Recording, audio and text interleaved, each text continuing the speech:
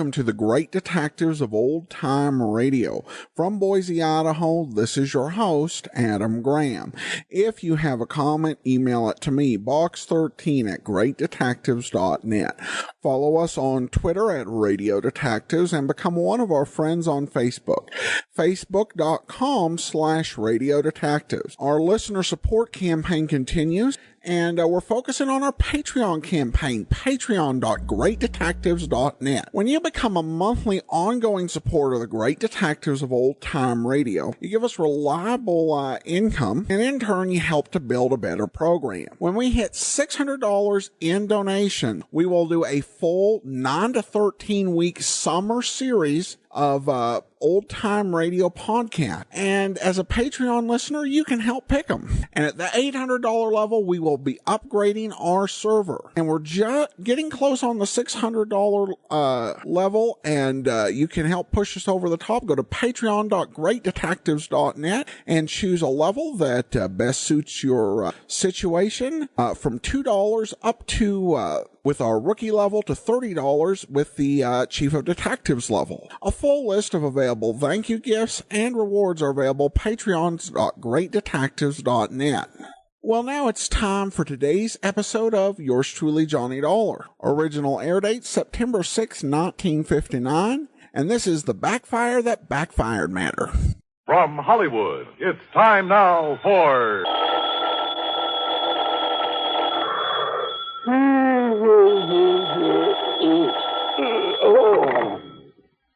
Johnny Dollar.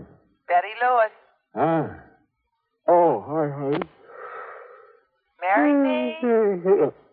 Well, what's that? I said, will you marry me? Oh, just round up a preacher and I'll meet you at the church. Serious, Johnny? Oh, I wish you were, you rascal. Well, with you, Betty, I sometimes wish I could... No, wait a minute. Catch me still half asleep this way. Betty, where did the silly you do it up at the crack of dawn? What are you talking about? It's almost 8 o'clock. Exactly what I said, the crack of dawn. You just spoiled, Johnny, and... Well, I don't know whether to forgive you this time or not. Uh-oh, now what have I done? My housewarming party. Oh, no. Oh, yes. It took me 3 months of hard work to get my new little house fixed up out here. No visitors, no fun, no nothing Betty. to work. And then when I do invite you and you accept... Betty, honest, listen. This is crazy business of mine. Better be good, Johnny. Well, I was out in Eugene, Oregon, and there was no way... Eugene, Oregon? Yeah, one of those last-minute things, insurance investigation. There was no way I could get out of it. Honest? Honest. I only got back late last night. But I'll make it up to you. I swear I will. Well... let's see. Today is, What? Betty. Hello, Betty. What's the matter, Johnny? You're asking me, those gunshots. And if I suddenly groaned and dropped the telephone, would you come running out here? Are you kidding it? What? Only I cannot tell a lie. That was just some hot rod kid with a cut-down convertible. Oh, Backfire, huh? Yes. Every morning at exactly 8 o'clock. You could set your watch by it. Are you sure that's all it was? Well, if you don't believe it, why don't you come over here and see for yourself? Tomorrow, maybe? At 8 o'clock in the morning? Sure. And, honey, I'll cook you the greatest breakfast you ever had. Yeah, but... Maybe even convince you that married life isn't such a bad idea after all. On the strength of a platter of ham and eggs? Tomorrow. Johnny. Hey, look, why don't we go somewhere tonight? I'll take you out to dinner and... No. If you're really sorry about missing the party, if you really do want to see me... Well, sure I do. All right, then. Tomorrow morning for breakfast. Betty. Bye, honey. So, why not?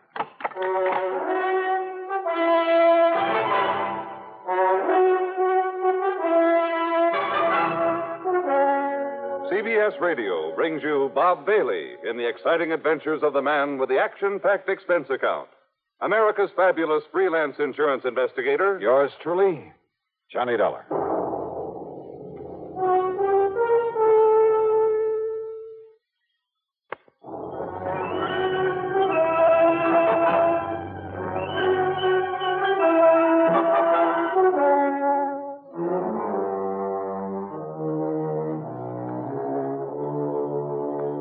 Expense account submitted by Special Investigator Johnny Dollar. To the Universal Adjustment Bureau, Hartford, Connecticut. Attention, Mr. Pat McCracken. Following is an account of expenses incurred during my investigation of the Backfire that Backfired matter. I know, Pat, you haven't assigned me to a case. I also know I hadn't the least idea that having breakfast with my best gal was to be only the beginning of an insurance investigation. That before it was over, I'd be lucky to get out of the whole mess alive. But believe me, that's the way it worked out. So if there's any question about your company paying this expense account, well, just read on. Okay, then. Expense account item 1 the following morning, that is, $4.25 for a tank full of gas for my car. By the unearthly hour of 7:40 a.m., I was on my way to far out beyond the edge of town to 11325 East Maple Drive and the newly acquired domicile of my date for breakfast, Betty Lewis. Now, I'm not used to this early morning stuff and was kind of surprised to find so much of the world wide awake. It was warm and pleasant, too early for the scorching summer sun. Front lawns of the rather nice homes in this section glistened with dew. The fields and trees were filled with millions of birds, all singing their heads off, with squirrels chattering away. Yep, real pleasant. Something I'd have to try again sometime. Betty's place, which I hadn't seen before, turned out to be a very cute one-story affair, coral roof and shutters to match. It was set comfortably in between a couple of somewhat larger homes.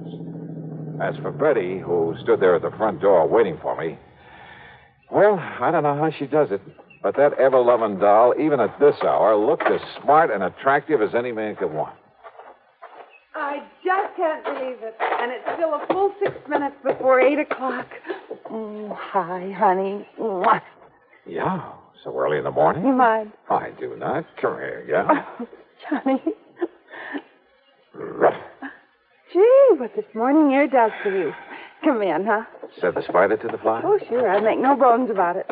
Your neighbors used to seeing this sort of thing? Oh, sure. I've been having strange men in for breakfast every day. Uh-huh. You know, just so the neighbors wouldn't be shocked when I finally dragged you into my trap. How do you like it, Johnny? Oh, yeah. Hey, looks real nice, Betty. Of course, if I had some nice guy to share it with. If you had any sense, you'd marry me, you know. Yeah. And if I had any sense, I'd get out of this crazy business of mine. Then maybe I could settle down to something like a normal life. 9 to 5 in some air-conditioned office, a nice home to come home to, maybe raise a family. Johnny, you know darn well you'd never be happy with that kind of a routine, humdrum existence. Oh, no? You know it as well as I do. And I guess a gal could get pretty miserable wondering where you are, if you're getting slugged or shot at, maybe dead somewhere. But we do have fun together. And I'm all for it. That is, when you're not standing me up for some glamorous redhead on an excuse you're working an insurance case. Betty, so help me. On a stack of Bibles. Oh, sure. But come on, or your eggs will be overcooked. Now, you sit right there when you can look out the window and drink your juice. Yes, ma'am. You really like my country estate? Yeah. Hey, who lives in that big house across the road? Oh, Mr. Barton J. Robinson. Used to be an attorney. Robinson, sure. He's the one who prosecuted that big insurance fraud a few years ago for one of the companies I served. See him there eating his breakfast? Bachelor, isn't he? Yes, he lives all alone. I think I'd better warn him to stay away from you, that you're my property. He's the most punctual man I've ever seen. If he isn't there when I'm eating my breakfast, I know I've overslept. Here, now. And if you want some toast... Got it. Hey, Betty, I've been thinking. Yes? Well, maybe it's just my crazy criminal mind, but... Thinking about what, Johnny? About that. Holy smoke. No, I've got so used to it morning after morning. 2 of them. No, crazy kids. You know who they are? Oh, somebody had the police come out here a couple of mornings, but of course they didn't show up then. And I guess everybody else has just got used to them the way I have. Now, let's eat. Funny, though. What? A crazy backfire. Once they get past here, they stop it. Well, don't worry about it. But I should have. I should have worried plenty about it. Perhaps if I'd been a mystery writer instead of insurance investigator who's used to solving mysteries after they've happened, well, I would have had sense enough to act right then, immediately. Or maybe... Yeah. Maybe there was still time.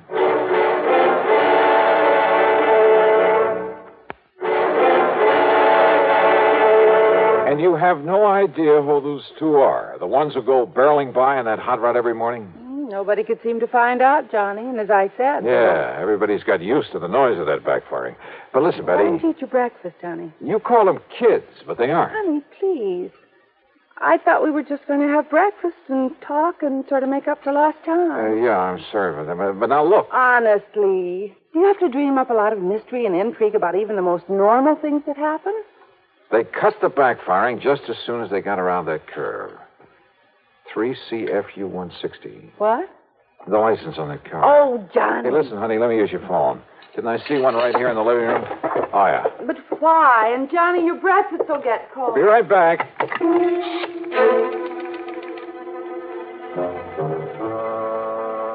My phone call was to Jerry Wilson, who worked in the Department of Motor Vehicles. It took him a few minutes to dig into the files for me, but when he came back to the phone, his answer was short and to the point. Sorry, Johnny, but you must have made a mistake. You're sure about that? Absolutely. But what happened? Why do you want to know? Well, just curious, that's all. Oh, now, Johnny, I know you better than that. Back, Jerry, and thanks. Thanks a lot. Now, Johnny... Oh, sorry, buddy. Oh, I guess you're right, Johnny. About driving a wife crazy, I mean. I was right about that car. What? That license on it is a phony. There ain't no such number here in Connecticut. All right. So a couple of kids didn't have enough money to buy a license. I tell you, they aren't kids. Now that I've had a chance to think about it, I'd swear there was something familiar about the looks of the one beside the driver. Oh, sure. Some nasty criminal you've tangled with and... Oh, Johnny, listen. This isn't why I asked you out here, to cook up some deep mystery. Hey, Betty, this lawyer, this Barton Robinson, who lives in the big house across the road. I don't care about him, Johnny. I care about you. You say that every morning at the same time he's there beside that window eating his breakfast? The same time that car comes roaring by? Yes. When he's here, that is. He was away for 5 or 6 weeks. Until when? He must have come back last night. This morning's the first time in 5 or 6. And when did those hot rodders start coming around? Oh, well, I guess it was about a week after Mr. Robinson went away.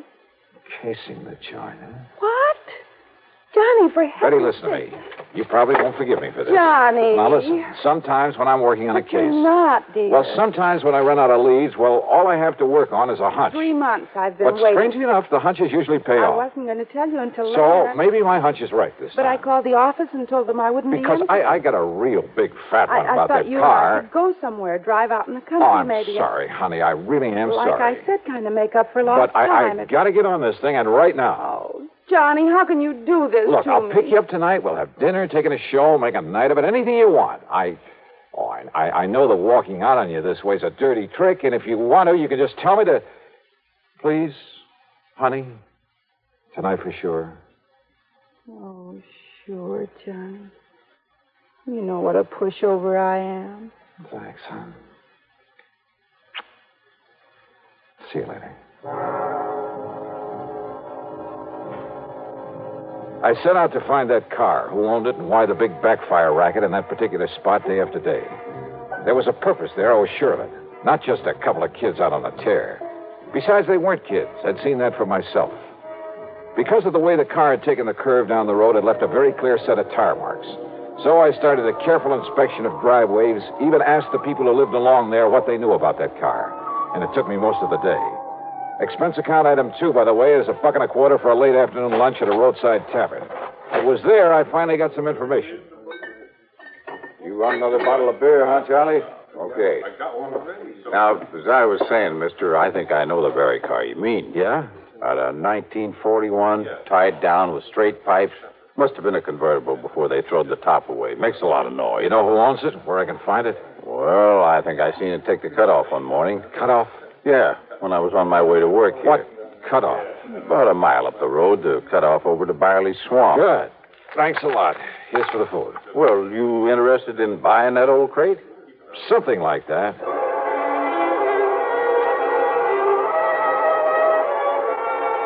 The cutoff to Byerly's Swamp wasn't much more than a pair of wagon tracks through the woods.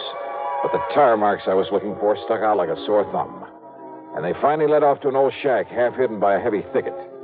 Behind it, sure enough, was the car I'd been looking for. The windows of the shack were boarded up. No sign of life in it. Slowly and carefully, I circled the place.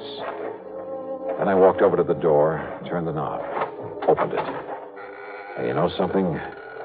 I've been awfully wrong about there being nobody around. Okay, mister. Oh, no, you... Kill him! You asked for it. Clip him, Ringer, clip him! Yeah. Oh.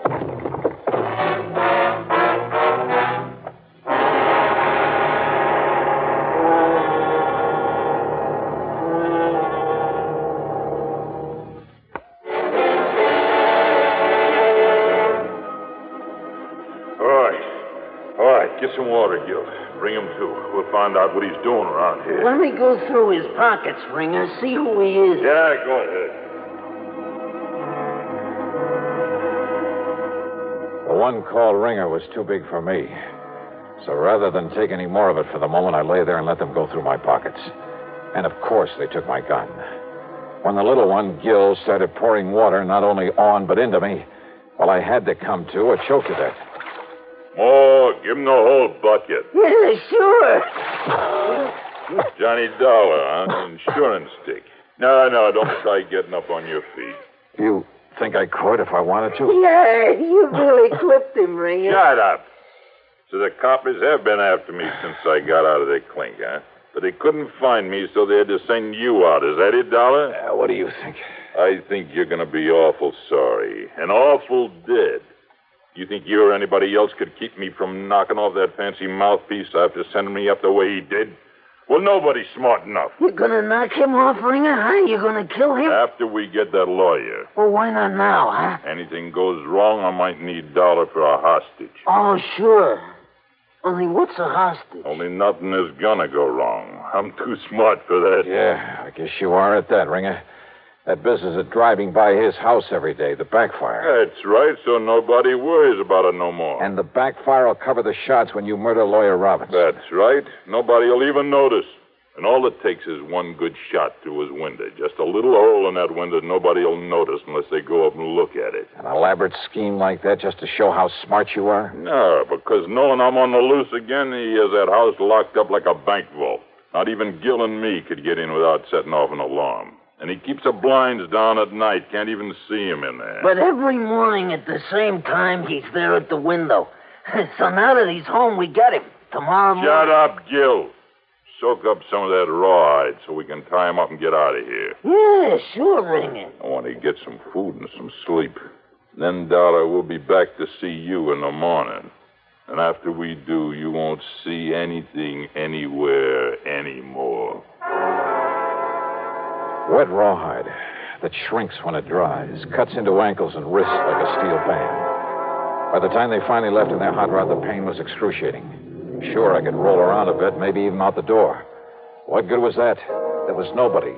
Nobody ever came around this neck of the woods. So I lay there straining against the bonds, hoping they wouldn't cut off the circulation completely as the rawhide slowly, inexorably... Wait. It was raining hard. I rolled myself painfully out the door into a puddle in front of it. It seemed like hours. It was hours. It was long after daylight before the rawhide finally stretched enough for me to get a hand free and take off the rest of the thongs that bound me. I looked at my watch. 8:15, which meant they'd done their job. And yeah, now they'd come back here to... Then I heard it. The hot rod coming down the soggy wagon road. Quickly, I ducked back into the shack, waited behind the door.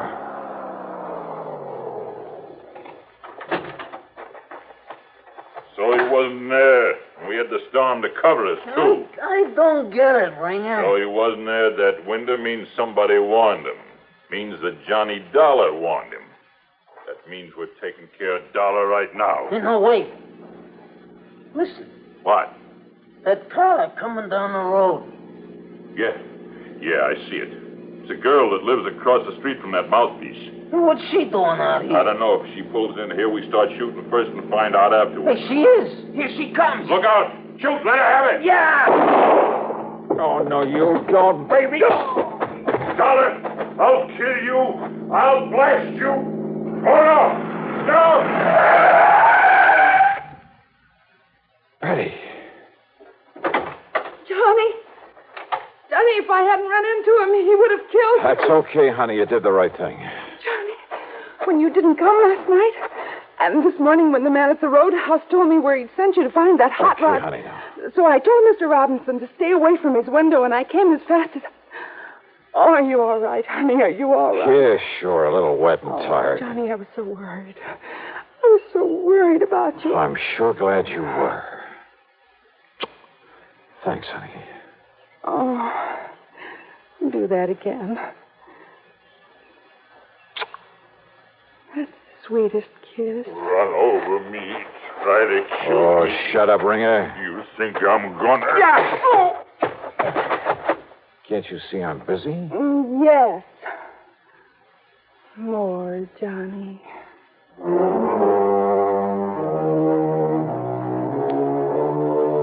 It was Betty Lewis who really saved the life of that insurance attorney. So most of this expense account covers some well-earned entertainment, plus a little gift for her.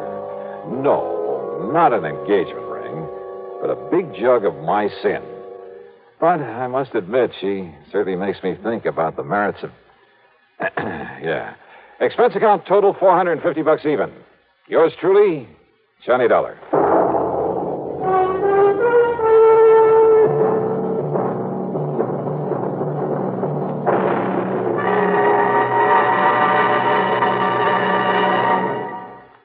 Now, here is our star to tell you about next week's story. Next week? Well, next week, the funniest combination of names I ever saw. And, brother, what trouble they cause. Join us, won't you? Yours truly, Johnny Dollar.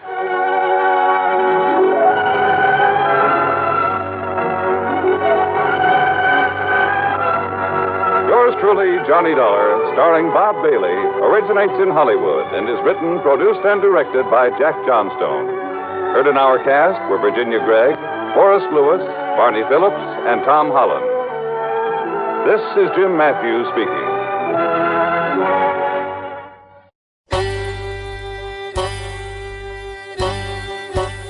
Hi, this is Andrew from OTRWesterns.com. I wanted to invite you to come take a look at our site. We stream live OTR Westerns 24 hours a day, 7 days a week, along with putting out podcasts of old-time radio westerns. Check us out at OTRWesterns.com. You're listening to The Great Detectives of Old Time Radio with Adam Graham. Now let's get back into the show.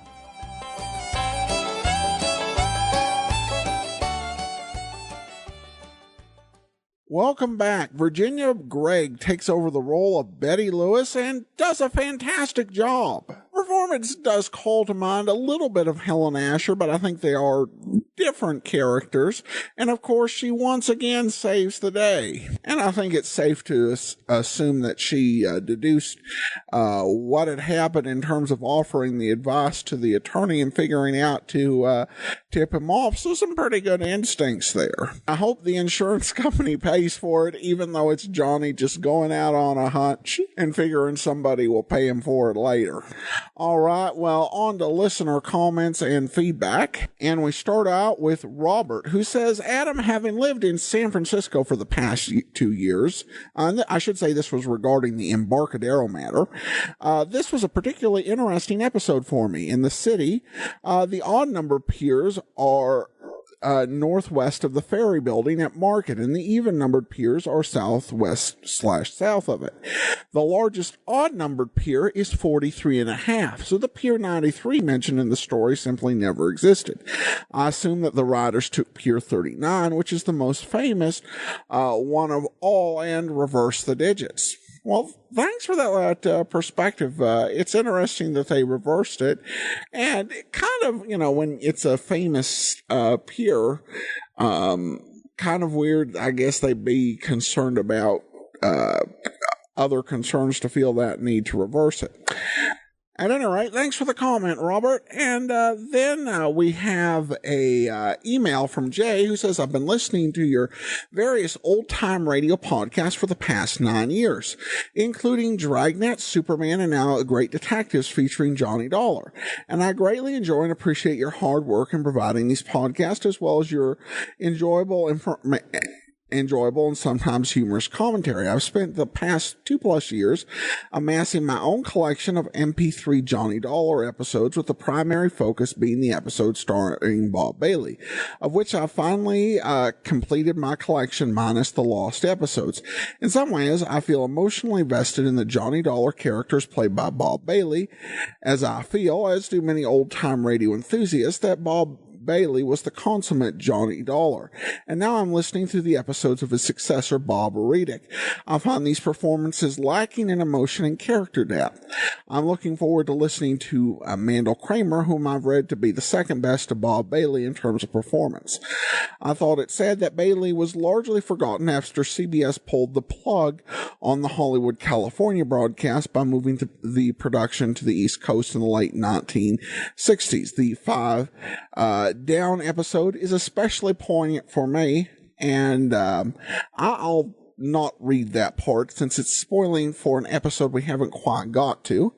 But he does say, I'm looking forward to your analysis in the near future of the 5 Down Matter episode in your podcast. Again, I appreciate all you do, and may the Lord continue to bless you and your wife. Well, thanks so much, Jay. Regarding the Bob Reddick era, I have not exposed myself to too much of it. I did listen to an episode or two of each Johnny Dollar, when we got started, because I wanted to be sure, that there wasn't, some actors, Johnny Dollar, who was just too horrendous to actually listen to. Well, and it wasn't always the actor's fault, but just the way the production would be done. And I found all had their strengths and wit and weaknesses. The Reddick era is not going to be a long one. It's about 20 weeks long. And I will say that the episodes I listened to impressed me as being very fast-paced and very action-packed. The Mandel Kramer, I think I've listened to about 3 or 4 of those. Again, I kind of like to be surprised and to experience the programs as much as possible for the first time with the listeners, because I am a fan of the shows. I've listened to and heard a lot of episodes already. I don't think, for example, on Richard Diamond, we're quite up to the point of the episodes that I've just listened to on my own. I think I listened to 25, 30, episodes over the years on my own. But I think the Reddick ones impressed me as being very action-packed. The Mandel Kramer ones that I've heard have been interesting because it's really, when Mandel Kramer takes over as Johnny Dollar, it's 1961, and the episodes, many of them, they have almost a very early 60s vibe to them that's very different from the Bailey Johnny Dollars. And I don't say it's better or worse, I just say, it's different. And you get an entirely different set of actors from this East Coast production of Johnny Dollar. So it'll be sad when we're out of Bob Bailey episodes, but I think there are some interesting performances and stories ahead, and I look forward to hearing them. But after we get through all the Baileys, and I do think Bob Bailey is the best at this. All right, well, that will do it for today. Join us back here next Friday for another episode of yours truly, Johnny Dollar, and then tomorrow for Dragnet. Remember, I do encourage you to support our Patreon campaign, patreon.greatdetectives.net. We need 13 more Patreons to get to 100, and we're only a few more away from securing a summer series for 2017 full length. You decide, and you can